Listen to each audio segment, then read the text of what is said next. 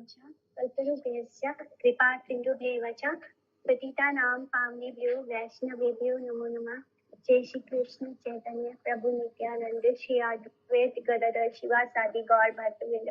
हरे कृष्णा कृष्ण कृष्णा हरे हरे, हरे राम राम राम हरे हरे। कल हम लोग 12th चैप्टर में थे और श्लोक का नंबर 25।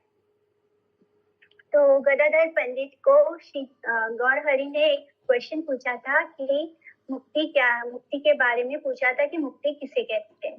तो गदाधर पंडित बोलते हैं कि अत्यंतिक दुख के नाश को ही शास्त्रों में मुक्ति कहा गया है, जिसको कि श्री गौर हरि ने पूरी तरह से उसका खंडन कर दिया। उनको बताया कि ये गलत है, ये बिल्कुल भी सही नहीं है जो वो बोल रहे हैं। नाना रूपे दोषे प्रभु सरस्वती पति हेना नाही तार्किक ये करीवे का स्थिति। तो सरस्वती पति श्री गौर सुंदर प्रभु उस पर नाना प्रकार के दोषारोपण करने लगे और उस समय कोई भी तार्किक ऐसा नहीं था जो अपने पक्ष का स्थापन कर सके। किसी के पास कोई उत्तर ही नहीं था, वो अपनी बात को प्रूव ही नहीं कर पा रहे थे कि जो वो शास्त्रों में से बोल रहे हैं वो कितना सही है या मैंने उसको किस तरह प्रूव करें। प्रभु के पास इतने तर्क थे कि उसके सामने सब चुप हो गए। प्रभु साक्षात सात्विक शास्त्र एवं भारती पति है। भारती माने श्री सरस्वती माता के पति है वो, इसलिए कोई भी उनके साथ तर्क करने में समान नहीं हो सकता। न्याय शास्त्र का लक्षित मुक्ति लक्षण जो नितांत व्यर्थ एवं दोष युक्त विचार पूर्ण है, उसे श्री गौर सुंदर ने सुष्ठु भाव से प्रदर्शित किया। उन्होंने श्री माधवाचार्य पाद के लिखित मोक्षम विष्णु लाभम विचार प्रवर्तन करके अनित्य सुख दुख भोगकारी स्थूल और सूक्ष्म दोनों उपाधियों के अवस्थान का अनित्व एवं जीवात्मा की नित्य वृत्ति या स्वरूप धर्म कृष्ण भक्ति को ही मुक्ति के लक्षण से संस्थापित किया। तो उन्होंने श्रीला माधव आचार्य पाद के ने जो लिखा है कि मोक्षम विष्णु आंग्री लाभम, यानी जो विष्णु जी के शरण में आ गया वही एक्चुअली में मोक्ष है। मोक्ष का मतलब ये नहीं होता कि हमारे दुख की निवृत्ति हो गई। दुख और सुख हम किससे भोगते हैं? अपने इस अनित्य शरीर से, अपने इस देह के कारण हम दुख या सुख भोगते हैं, स्थूल शरीर और सूक्ष्म शरीर। तो जिस तरह स्थूल शरीर और सूक्ष्म शरीर अनित्य है यानी टेम्पररी है, उसी तरह एक ऐसा मोक्ष भी टेम्पररी है जो इस शरीर के सुख और दुख के साथ रिलेटेड है। यानी दुख भी इस शरीर से ही हम भोग रहे हैं, सुख भी इस शरीर से ही भोग रहे हैं। तो जो दुख इस शरीर से ही भोगने के कारण वो मोक्ष जो हमें इस दुख से निवृत्ति दे रहा है, वो मोक्ष भी अनित्य है, टेम्पररी है। इसलिए वो बोलते हैं कि आपने जो परिभाषित किया है मोक्ष को, वो गलत है।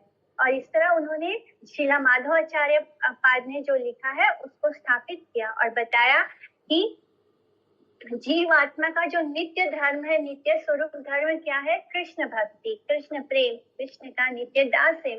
तो वही मुक्ति का लक्षण है। जो कृष्ण भक्ति में आ गया, जिसने अपने स्वरूप धर्म को पहचान लिया, वो मुक्त है।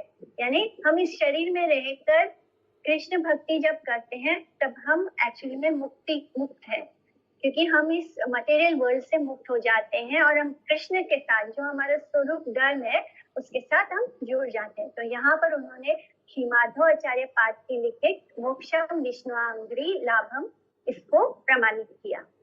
निमाई के साथ विचार में सभी की अक्षमता एवं गदाधर का भय, हे न जना नाही का ये प्रभु सने बोले, गदाधरा भावे आजीवती पलायिले। तो ऐसा कोई भी मनुष्य नहीं था जो प्रभु के साथ विचार कर सके। गदाधर सोचने लगे, आज तो भागने पर ही मेरे प्राण बच पाएंगे। इस तरह उनमें अब हिम्मत नहीं बची थी कि प्रभु का सामना कर पाए। ब्रह्मांड में ऐसा कोई नहीं था जो प्रभु के साथ तर्क विचार करने या कथा वार्ता कहने में योग्य हो। गदाधर पंडित ने चिंता की कि प्रभु से पीछा छुड़ाने पर ही मैं अपनी रक्षा कर पाऊंगा। गदाधर को अगले दिन विचार करने के लिए आने का अनुरोध। प्रभु बोले, गदाधरा आजी आहा घरा, काली भुजीवा तुम्ही आसीहा सत्वरा। तो इस तरह वो बोले कि अच्छे से सोच विचार कर लो, कल फिर आना। तब प्रभु ने कहा, गदाधर आज घर जाओ, कल तुम्हारे साथ विचार करूंगा, तुम शीघ्र आना। गदाधर का अपने घर को गमन, विजय प्राप्ति के इच्छुक निमाई का नगर भ्रमण। नमस्कारी गदाधर चाली लेना घरे, ठाकुर भ्रमिना सर्व नगरे नगरे।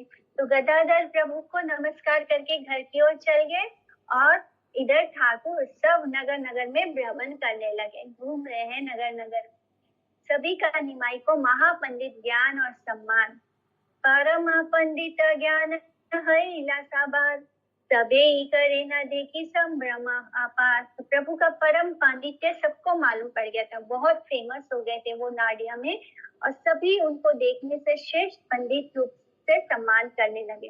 तो जो कोई भी उनके दर्शन करता उनको खूब सम्मान देता, क्योंकि उनका पांडित्य पूरी नगर में, पूरे नाडिया में, नवद्वीप में वो बहुत फेमस हो चुके थे अपने बुद्धिमान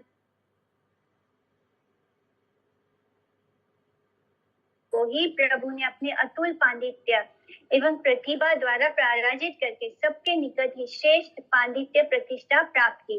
जितने भी अध्यापक थे उन सबको वो पराजित कर चुके थे नवद्वीप में। इस तरह उनकी श्रेष्ठता स्थापित हो गई थी और सभी उनको पंडिताग्रणी रूप से सम्मान करने लगे। पंडित में जो अग्रणी है, जो सबसे ऊपर है, सबसे पहला है, उसको इस तरह उनको उपाधि मिल गई और इस तरह उनको खूब सम्मान किया जाने लगा। अपराह्न में शिष्यों के साथ गंगा तट पर बैठक, यानी आफ्टरनून में वो अपने सुबह का सब कार्य निपटा के आफ्टरनून में जाकर गंगा तट पर बैठक करते। विकाले ठाकुर सर्व पढ़ू यारा संगे, अपराह्न यानी में भी इवनिंग होता है। विकाले ठाकुर सर्व पढ़ू यारा संगे, गंगा तीरे आसिया बैशे नमः रंगे। तो ठाकुर अपहरण को हो जाने पर सब विद्यार्थियों के साथ बड़ी प्रसन्नता पूर्वक गंगा तट पर आकर बैठ जाते हैं। साक्षात लक्ष्मी वंदित चरण और नारायण का अप्राकृत रूप वर्णन। सिंधु सुता सेविता प्रभु रकलेवता, त्रिभुवने अद्वितीय मदन सुंदरा। तो लक्ष्मी द्वारा सेवित प्रभु का श्री विग्रह त्रिभुवन में कामदेव के समान अद्वितीय सुंदर है। चतुर्दी के बेड़िया बैशे न शिष्यगण, मध्य शास्त्र बाखाने न श्री सच्चिनंदन। तो प्रभु को चारों ओर से सभी शिष्य घेर कर बैठ जाते और उनके बीचों बीच बैठकर श्री सच्चिनंदन गौरहरि शास्त्र का व्याख्यान करते रहते। इस तरह वो इवनिंग के समय सब जाकर गंगा तट पर बैठ जाते और सारे जितने भी शिष्य हैं, हजारों शिष्य उनको घेर कर बैठ जाते और फिर सबके बीच वो शास्त्रों का व्याख्यान करते रहते। सायंकाल में वैष्णव की गंगा तट पर इष्ट गोष्ठी। वैष्णव सकले तबे संध्या काल हैला, आशिया बैशे ना गंगा तीरे कुतूहला। तो समस्त वैष्णव भी सायंकाल प्रसन्नता पूर्वक गंगा तट पर आकर बैठ जाते।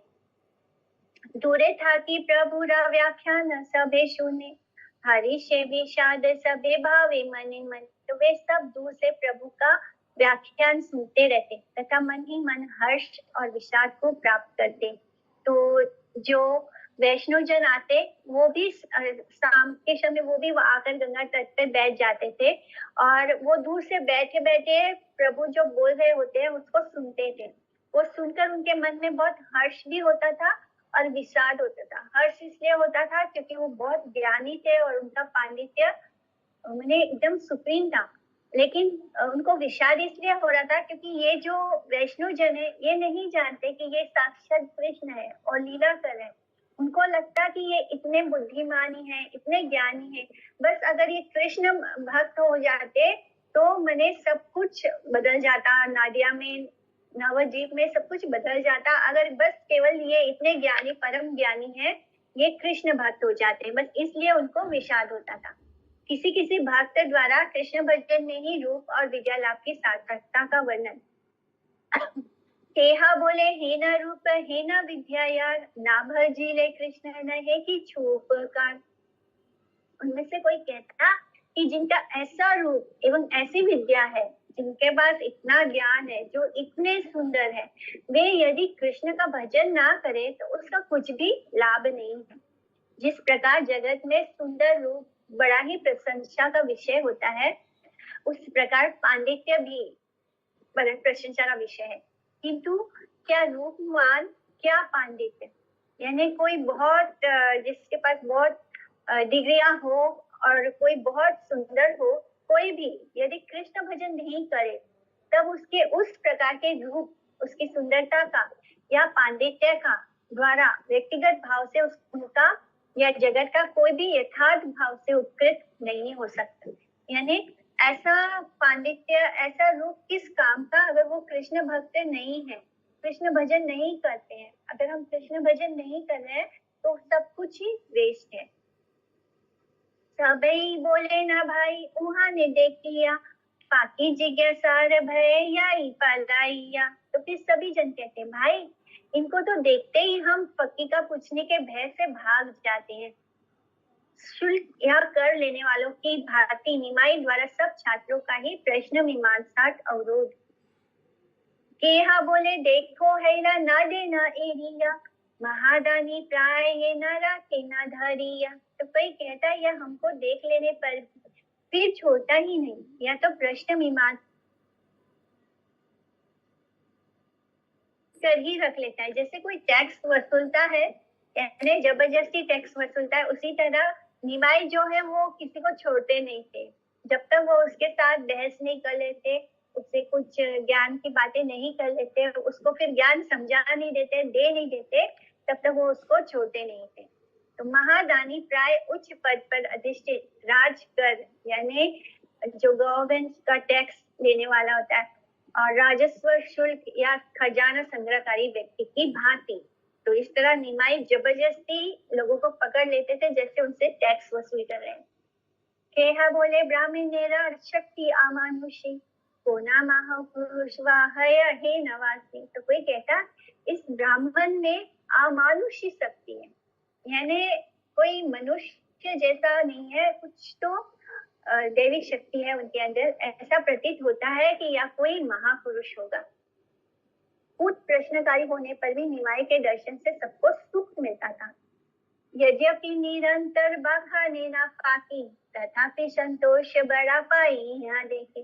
भले ही वो ऐसे बहुत ही ज्ञान की बातें कर रहे हैं, यानी पूरा ज्ञान जिसमें कृष्ण नहीं है, ऐसे शास्त्रों की व्याख्या कर रहे हैं, ज्ञान की बातें करते हैं, तब भी पता नहीं किसी को समझ नहीं आता था कि उन्हें देखकर मन को बहुत संतोष मिलता था, बहुत अच्छा फील होता था। इस तरह वो निरंतर पत्रिका का ही व्याख्या करते हैं, तथापि इनको देखकर अपने मन में बड़ी प्रसन्नता होती है। अलौकिक पांडित्य होने पर भी अपने भजन विभजन के संगोपन हेतु भक्तों का दुख। मनुष्यरा ए मन पांडित्य देखी नाई, कृष्ण ना भजे न सबे ए दुख पाई। तो इन जैसा पांडित्य मनुष्यों में देखने को नहीं मिलता है। केवल दुख इसी बात का है कि यह कृष्ण को नहीं भज रहे हैं। मैंने ऐसा इतने ज्ञानी, इतने पांडित्य उनको मनुष्यों में, ऐसे कोई मनुष्य हो ही नहीं सकता। सबको ये फील होने लगा था कि ये कोई साधारण मनुष्य, मैंने मनुष्यों में ऐसा ज्ञान हो ही नहीं सकता। इतना सब कुछ होने के बाद भी सबको लगता कि बस एक ही दुख है कि ये कृष्ण का भजन नहीं करते हैं। निमाई में कृष्ण भक्ति होने के निमित्त भक्तों को कि एक दूसरे के निकट उनके प्रति आशीर्वाद की प्रार्थना, तो सबके हृदय से एक ही प्रार्थना निकलती कि काश ये कृष्ण भजन करे, काश ये कृष्ण भक्त हो जाए। तो इस तरह सब शुद्ध भक्त मिलकर जाने में ही उनको आशीर्वाद दे रहे हैं और उनके लिए प्रार्थना भी कर रहे हैं। अन्य सभी साधे न सभा प्रति, सबे भला इहा हो कृष्ण रति। तो सभी वैष्णव मिलकर एक दूसरे से कहते रहते कि आप इन्हें आशीर्वाद दीजिए, जैसे कि इनकी कृष्ण में रति हो जाए। माने ये इतने ज्ञानी है, उन सब की इच्छा होती है, इतने उनका पर्सनैलिटी इतना अट्रैक्टिव है, वो इतने सुंदर है, उनको देख के ही मन में एक आनंद सा होता है। तो ऐसे व्यक्ति के लिए सभी वैष्णवजन एक दूसरे को कहते कि इनको आशीर्वाद दीजिए कि इनकी कृष्ण में रति हो जाए। निमाई में कृष्ण भक्ति होने के निमित्त गंगा तट पर सब वैष्णवों का आशीर्वाद। दंडवत हई सबे परिला गंगा रे, सर्व भागवत मेरी आशीर्वाद करे। तो सभी वैष्णव मिलकर गंगा को दंडवत प्रणाम करके प्रभु के प्रति यही आशीर्वाद देने लगते। निमाई में कृष्ण भक्ति होने के निमित्त भक्तों की कृष्ण के समीप प्रार्थना, मैंने सब कितने दिल से उनको आशीर्वाद दे रहे हैं और सब चाहते हैं कि वो कृष्ण भक्त बन जाए। हे न करा कृष्ण जगन्नाथ तेरा नंदन, तोरा रसे मता हो छाड़ी अन्य मन, निरावधि प्रेम भावे भजू कतोमार, हे न संग कृष्ण देहा आमा सावाकारे।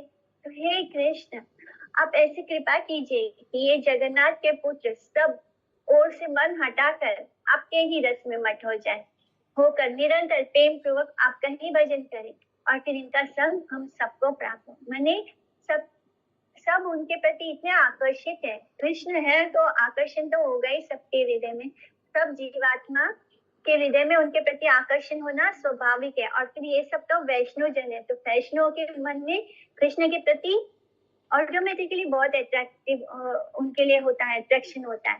तो ये सब चाहते हैं कि वो उनका संग करें, गौर हरि का संग करें, लेकिन ये कब पॉसिबल होगा? जब वो कृष्ण भक्ति करेंगे। उनको बस यही, उनके मन में इतनी ज्यादा तीव्र इच्छा है गौर हरि का संग करने की, उनका संग प्राप्त करने की, कि वो सब भगवान से प्रार्थना कर रहे हैं कि बस इनको कृष्ण भक्ति मिल जाए, इनको कृष्ण प्रेम प्राप्त हो जाए। अंतर्यामी प्रभु चित्त जाने न सवार,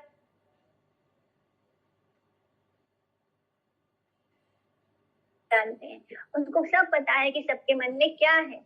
शिवा सारी भक्तों को देखते ही प्रभु नमस्कार करते। भक्त आशीर्वाद प्रभु शिरे करी लया, भक्त आशीर्वाद से कृष्ण ते भक्ति हाया। तो प्रभु अपने भक्तों के आशीर्वाद को शिरधार्य कर लिया करते, क्योंकि भक्तों के आशीर्वाद से ही कृष्ण में भक्ति होती है। तो ये बात उन्होंने प्रमाणित किया कि कैसे सब भक्तों ने मिलकर उन्हें आशीर्वाद दिया और उन्होंने उस आशीर्वाद को अपने सिर पर धारण किया, क्योंकि भक्त अगर आशीर्वाद दे कि कृष्ण मिल जाए तो कृष्ण में भक्ति हो ही जाएगी। समग्र चतुर्दशन भुवन के एकमात्र एक छत्रपति होकर भी प्रभु अपने भक्तों का आशीर्वाद अपने सिर पर धारण करते थे। भागवत भक्त की आशीर्वाद शक्ति ऐसी प्रबल है कि उसके द्वारा बहिर्मुख मटेरियलिस्टिक बहिर्मुख जीव का भी सेवोन्मुखता के कारण कृष्ण पाद पद्मों में अनुराग उत्पन्न हो जाता है। तो जब भगवान के भक्त के आशीर्वाद में इतनी अपार शक्ति होती है कि वो एक मटेरियलिस्ट को भी अगर आशीर्वाद दे तो वो भी भगवान के सेवा में लग जाएगा, कृष्ण के चरणों में उसका अनुराग हो जाएगा, प्रेम हो जाएगा। किसी किसी भक्त का निमाई को विद्या विलास में समय बिताने से निवारण, केहा केहा साक्षातेयो प्रभु देखी बोले, की कार्य गोराओ काल तुम्ही विद्या भोले। तो कोई तो प्रभु को साक्षात ही कह देते, तुम विद्यारस में मत होकर अपने समय को क्यों नष्ट करते हो। केहा बोले, हेरा देखा निमाई पंडित, विद्या की लाभ कृष्ण भजा त्वरित, परे को केने लोक कृष्ण भक्ति जानी वारे, से यदि ना हिला तबे विद्या की करें। तो कोई कहता है निमाई पंडित, सुनो विद्या से क्या लाभ होगा, इसलिए शीघ्र ही कृष्ण का भजन करो, जितनी जल्दी हो त्वरित शीघ्र। लोग किस लिए पढ़ते हैं? कृष्ण भक्ति जानने के लिए। यदि पढ़कर कृष्ण भक्ति नहीं हुई तो विद्या का क्या करेंगे? कोई काम की नहीं है विद्या। कृष्ण भक्ति या भक्ति प्राप्ति ही समस्त विद्याओं एवं पांडित्य का चरम फल है। यदि कृष्ण भक्ति ही प्राप्त ना हो तो पांडित्य आदि की अर्जन चेष्टा वृथा हो जाती है, यानी वेस्ट हो जाता है। ये जो हम इतना ज्ञान अर्जित करते हैं ये सब वेस्ट है अगर हमें कृष्ण भक्ति नहीं प्राप्त हो रही उस ज्ञान से। जिस विद्या से कृष्ण में मति उदित ना हो, जिस विद्या को पढ़ने से हमें कृष्ण में हमारा कॉन्शियसनेस ना हो, मति ना उदित हो, उसके द्वारा केवल जड़ मोह ही वृद्धि हो, यानी जड़ मोह यानी इस मटेरियल वर्ल्ड के प्रति ही हमारा मोह इंक्रीज हो रहा है, तो वो विद्या क्या है? वो विद्या वेस्ट है।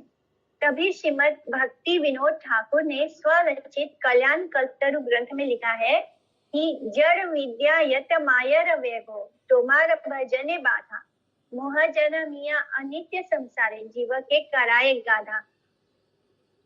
तो शीला भक्ति विनोद ठाकुर यही कहते हैं अपने ग्रंथ कल्याण कल्पतरु में कि ये जो जड़ विद्या है ये माया का वैभव है। इसके कारण क्या होता है, तुम्हार भजने बाधा, आपके भजन करने में बाधा होती है। यानी अगर हमें मटेरियली बहुत अगर सब कुछ मिल जाए तो वो क्या है, वो माया का वैभव है।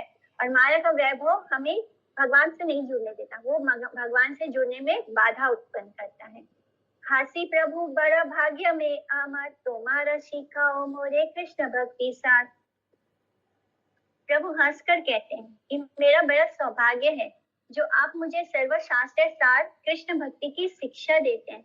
तो जो कोई भी उनसे कहता है कि तुम कृष्ण भजन करो, इस विद्या को अर्जित करने में क्यों समय बर्बाद कर रहे हो, तो इस तरह प्रभु भी उनको हंसकर कहते हैं कि मेरा बहुत सौभाग्य है कि आपने मुझे सब शास्त्रों का सार यानी कृष्ण भक्ति की शिक्षा दी है। तुम्हें सब यारा करा शुभ अनुसंधान मोर चित्तहीन लय से ही भाग्यवान। तो आप सब सज्जन जिसका शुभ अनुसंधान करते हैं, मुझे तो ऐसा लगता है कि वही भाग्यवान है। तो इस तरह वो उन सब की शुभकामनाओं को बड़ी खुशी खुशी स्वीकार करते थे और कहते थे कि आप सब जिसका अनुसंधान कर रहे हैं, यानी आप जो बोल रहे हैं वही बहुत भाग्यवान है। यानी कृष्ण के बारे में वो बोलते थे ना, कृष्ण भक्ति करने, तो वो सब भाग्यवान है। यानी ये सभी लोग भाग्यवान हैं जो ये कह रहे हैं कि मुझे कृष्ण भक्ति करनी है। कटा दीना पढ़ाइया मोर चित्ते आछे चाली मो भूजिया भाल वैष्णव रे काछे। तो मेरे मन में ऐसा विचार है कि मैं और कुछ दिन अध्यापन कराकर फिर अच्छे वैष्णवों के पास जाऊंगा। तो इस तरह वो बोल रहे हैं कि मुझे थोड़ा समय और चाहिए और कुछ समय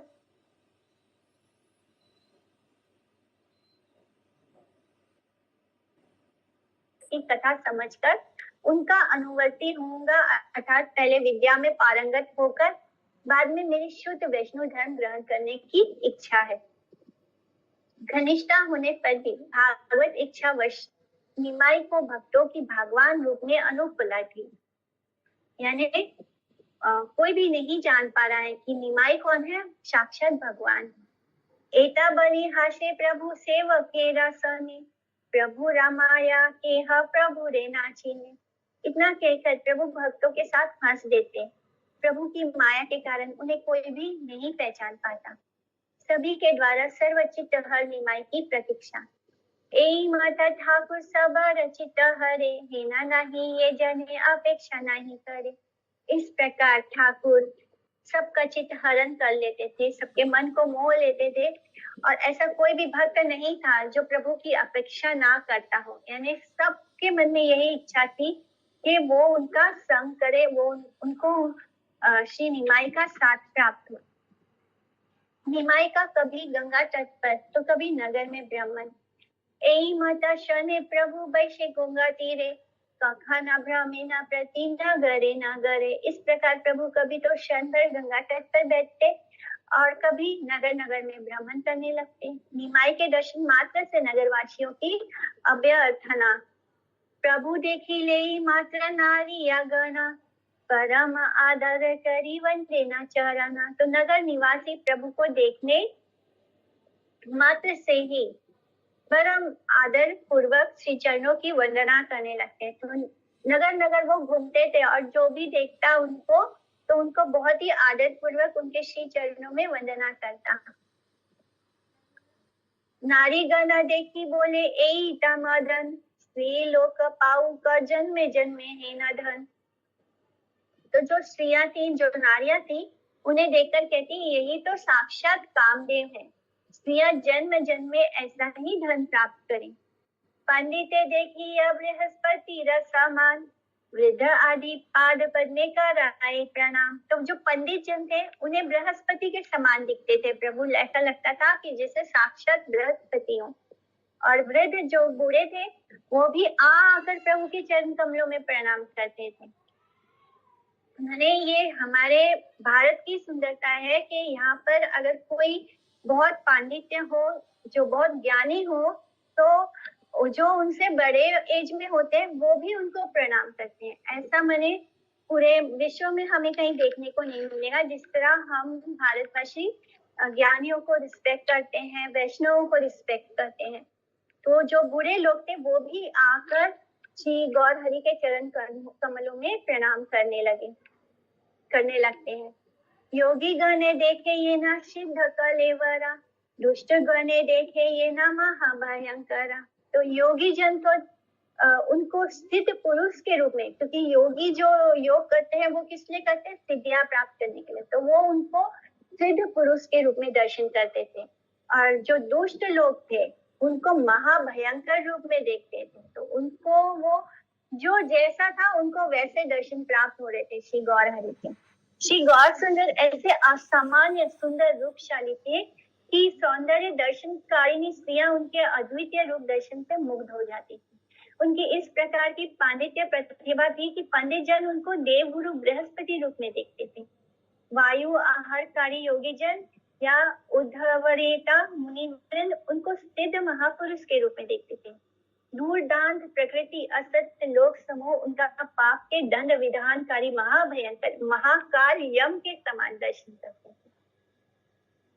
जीव से को यारे प्रभु करे न संभास, बंदी प्राय हाया एना परे प्रेमा पास। तो प्रभु एक दिन भी जिसके साथ संभाषण कर लेते वही बंदी की भांति उनके प्रेम जाल में फंस जाता। अगर कोई एक बार भी महाप्रभु से बात कर लेता, यानी किसी एक दिन वो जिसके साथ भी बात कर लेते, तो वो उनके प्रेम जाल में हमेशा के लिए फंस जाता, यानी वो उनसे मोहित हो जाता। एक दिन के लिए भी जिनका प्रभु के साथ आलाप परिचय होता था तो उनके अच्छे प्रीति बंधन में आबद्ध हो जाते थे। विद्या रसे यथा प्रभु करे अहंकार, शून्य न तथापि प्रीति प्रभु रे साबार। तो प्रभु विद्या रस क्रीड़ा में कितना भी अहंकार प्रदर्शित करते तो भी सब लोग उनको सुनकर उनसे प्रीति करते थे। तो ये है रियल अहंकार, क्योंकि प्रभु है और उनका अहंकार रियल है, फॉल्स ईगो नहीं है वो। और इसीलिए किसी को भी वो अहंकार सब ऐसे दिख रहा है कि वो अहंकार में आकर बोल रहे हैं, अपने ज्ञान अपनी विद्या का ये कर रहे हैं, प्रदर्शन कर रहे हैं, किंतु तब भी लोग उनको सुनकर उनसे प्रीति ही करते। किसी को भी ऐसे नहीं लगता कि वो अहंकार कर रहे हैं। मत व्यक्ति साधारणता दूसरे विद्वान व्यक्तियों के प्रति ईर्ष्या या हिंसा परवेश होते हैं। मत्सर प्रकृति के व्यक्ति दूसरे का विद्यागत सुनने की अभिलाषा नहीं करते। यानी अगर कोई बहुत ज्ञानी हो और उसके सामने आप दूसरे ज्ञानी व्यक्ति की प्रशंसा करेंगे तो उसको अच्छा नहीं लगेगा, उसके मन में वो सुनना ही नहीं चाहेगा। तो ये तो नॉर्मल है, ये सबके साथ होता है कि हम लोग किसी और की प्रशंसा नहीं सुनना चाहते, हमको लगता है हमारी प्रशंसा हो। लेकिन तब भी प्रभु की विद्यामत दर्शन से भी ये जितने भी ज्ञानी लोग हैं वो भी संतुष्ट हो जाते थे। यानी किसी के मन में एनवी नहीं आता था। किसी को मत्सर प्रकृति होने के बाद हम सभी के अंदर ये स्वाभाविक मत्सर प्रकृति है, इसी कारण हम इस मनुष्य देह को प्राप्त करते हैं। लेकिन मनुष्य देह क्या माने, हम इस 84 लाख योनियों में क्यों आते हैं? क्योंकि हमारे अंदर ये एनवियस नेचर होता है। लेकिन तब भी गौर हरि जो इतने मतलब ऐसे बोलते थे कि मेरे सामने कोई टिक नहीं सकता, ऐसे ऐसे उनका प्रदर्शन होता था। लेकिन तब भी किसी को उनसे कोई ईर्ष्या नहीं होती थी, सब उनसे प्रेम ही करते थे, सब उनसे संतुष्ट ही थे। यवे नेओ प्रभु देखी करे बड़ा प्रीत, सर्वभूत कृपालुता प्रभु चरित। तो यवन भी प्रभु को देखकर बड़ी प्रीति करते थे। जो मुस्लिम शासक था, शासन वहां पे मुसलमानों का था, तो जो वो मुस्लिम यवन थे वो भी प्रभु को देखकर बड़ी प्रीति करते थे। इस प्रकार प्रभु के चरित्र में प्राणी मात्र की प्रचुर प्रीति देखने में आती थी। यानी जो भी उन्हें देखता उनसे प्रेम करता, किसी को उनसे कोई द्वेष भावना नहीं आती। जो हिंदू विद्वेषी यवन की भी स्वाभाविक हिंसा प्रवृत्ति प्रभु में प्रयुक्त ना होकर निर्मल प्रीति में बदल जाती और सबके प्रति ही गौर हरि विशेष वदान्यता का परिचय देते थे। पराय वैकुंठनाथ नवद्वीपपुरे मुकुंद संजय भाग्यवन तेरा दुयारे। तो वैकुंठनाथ श्री गौर सुंदर नवद्वीप में भाग्यवान मुकुंद संजय के घर विद्यार्थियों को विद्या अध्यापन कराते थे। पक्षपति पक्ष सूत्र खंडन स्थापन बखाने अशेष रूपे श्री सचिनंदन। तो श्री सचिनंदन प्रभु बहुत प्रकार से पक्ष एवं प्रतिपक्ष से सूत्रों के स्थापन एवं खंडन पर व्याख्यान करते रहते थे। निमाई पंडित वाद प्रतिवाद विषय निर्देश दोष युक्त प्रतिष्ठा या का निराकरण एवं दोष निर्मुक्त सिद्धांत की प्रतिष्ठा आदि बहुत प्रकार से शास्त्र आदि की व्याख्या करते थे। निमाई के अध्यापन से सरल विप्र मुकुंद संजय का सुख गोष्ठी सह मुकुंद संजय भाग्यवान भाषाए आनंदे मर्म न जानतान। तो भाग्यवान मुकुंद संजय गोष्ठी के साथ आनंद का अनुभव करते थे, परंतु वे प्रभु का मर्म कुछ भी नहीं जान पाते। प्रभु जो बोलते हैं सबका मन करता था वो उसको सुनते रहे, भले वो समझ में आए या नहीं आए। तो इसी तरह मुकुंद संजय भी अपने आप को बहुत भाग्यवान मानते थे, क्योंकि उनके ही घर में बैठ के वो सब तो ये बात में चर्चा वाद विवाद करते थे, लेकिन वो उनकी बातों को ना समझते हुए भी, उसके मर्म को ना समझते हुए भी उसमें बहुत आनंद अनुभव करते थे। विद्या जया करिया ठाकुर आए घरे विद्या रसे वैकुंठेरा हरे। तो विद्या विलास करके ठाकुर घर आ जाते। इस प्रकार श्री वैकुंठ नायक विद्या रस में विहार करते रहते थे।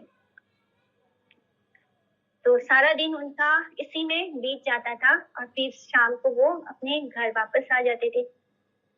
एका दीना वायु देह मंध करी छला प्रकाशेना प्रेम भक्ति विकार सकला।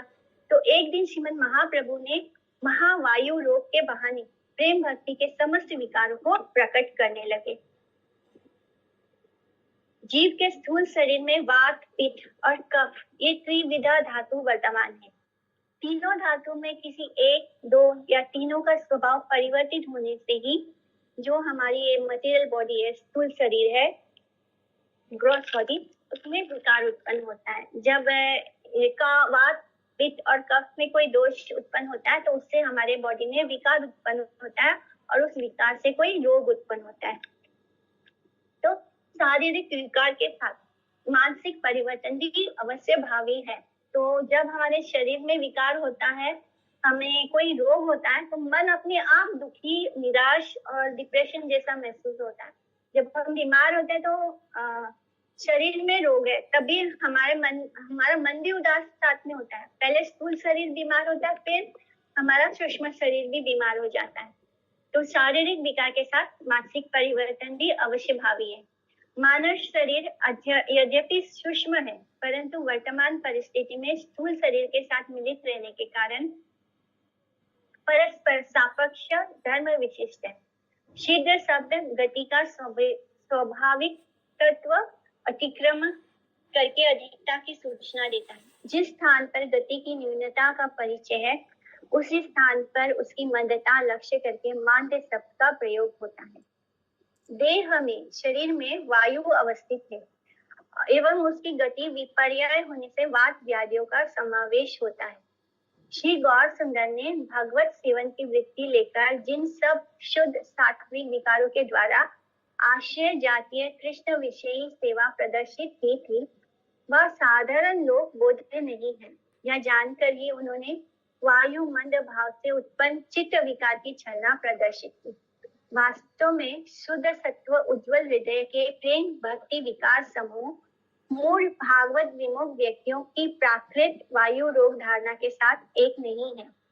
जो सब व्यक्ति भागवत सेवा से संपूर्ण विमुख है, वे ही प्राकृत 49 वायु के विकारों के वशवर्ती होकर आत्माराम अमल परम हंसों के भी काम्य परम चमत्कार में कृष्ण प्रेम विकारों को अपनी भांति वायु रोग विकार रूप से समझते हैं।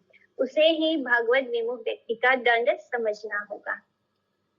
तो एक बार उन्होंने क्या किया, गौर हरि ने उनके अंदर जो एक्सटेटिक सिम्टम्स आ रहे थे, प्रेम के जो विकार उत्पन्न हुए उनके देह में, उसका लक्षण आ रहा था, तो उन्होंने, वो जानते थे कि जो आसपास के जो मटेरियलिस्टिक लोग हैं वो इसको नहीं समझ पाएंगे, तो उन्होंने ऐसे दिखाया जैसे कि ये वायु रोग है, बट एक्चुअली वही लोग इसको वायु रोग समझ रहे हैं जो भगवान, जो ये नहीं जानते, जो भगवान की सेवा से विमुख हैं, वो लोग इसको जैसे 49 तरह के वायु विकार होते हैं, और ऐसे ही वो लोग ये सोच रहे हैं कि गौर हरि को भी वायु विकार हुआ है। वो नहीं समझ पाए कि ये उनको कृष्ण प्रेम विकार है, और इसलिए ऐसे लोगों का यही दंड है कि वो भगवान के जो ये सिम्टम्स होते हैं, प्रेम के जो ये सिम्टम्स होते हैं, वो उसको नहीं जान सकते, वो भगवान से विमुख हो जाते हैं। ये उनके लिए दंड के समान। अचंबिते प्रभु अलौकिक शब्द बोले, गड़ा गड़ी गाय हंसे घर भांगी पेले। तो उस दिन अकस्मात अचानक प्रभु अलौकिक शब्द बोलने लगे, और अलौकिक माने जो इस संसार का नहीं, जो ट्रांसेंडेंटल है। तो अलौकिक शब्द बोलने लगे, कभी लोटपोट होने लगे, कभी हंसते हैं, तो कभी घर में तोड़ फोड़ करके सब कुछ गिरा देते हैं। तो अलौकिक प्राकृत शब्द समूह साधारण श्रवण इंद्रिया और अन्य 4 प्रकार की ज्ञान इंद्रियों के ग्राम, अन्य 4 प्रकार की ज्ञान इंद्रियों जिन शब्दों की धारणा करने में असमर्थ हैं, वे ही अलौकिक शब्द। तो जो हम मटेरियल बॉडी से, हमारी इंद्रियों से, हमारे सेंसेस से जो हम शब्द सुनते हैं, वो लौकिक है, वो इस संसार के हैं, और जो हम इन इंद्रियों से नहीं सुनते वो अलौकिक है। हुंकार गर्जन करे माल साट पूरे, सम्मुखे देखिया यारेता हरे मारे। तो कभी हुंकार करते बहुत जोश से और एवं गर्जना करने लगते, तो कभी ताल ठोकते और कभी जिसको सामने देखते उसी को मारने लगते। स्तंभ और मूर्छा दर्शन से सबकी शंका, शने सरे सर्व अंग स्तंभ आकृति हया, हेना मूर्छा हया लोके देखी पाय भया। फिर थोड़ी थोड़ी देर के पश्चात समस्त अंग स्तंभ आकृति के हो जाते, एकदम जैसे अकड़ गया हो उनका शरीर, थोड़ी थोड़ी देर में उनका शरीर जैसे अकड़ जाता है। और कभी वो ऐसी मूर्छा होती है जिसे देखकर लोग भयभीत हो जाते और अचानक एकदम मूर्छित हो जाते। तो जो भी लोग थे वो सब देखकर एकदम डर गए, प्रभु की ऐसी दशा देख के सब डर गए। सुनी लेना बंधु गण वायु विकार, ढालिया आसिया सभे करे प्रतिकार। तो जब सब बंधु बांधवों ने प्रभु के वायु विकार की बात सुनी, तब वे सब लोग दौड़े आए तथा रोग का प्रतिकार करने लगे। तो हर कोई अपना अपना इलाज बताने लगता है। बुद्धिमंता खान और मुकुंद का आगमन।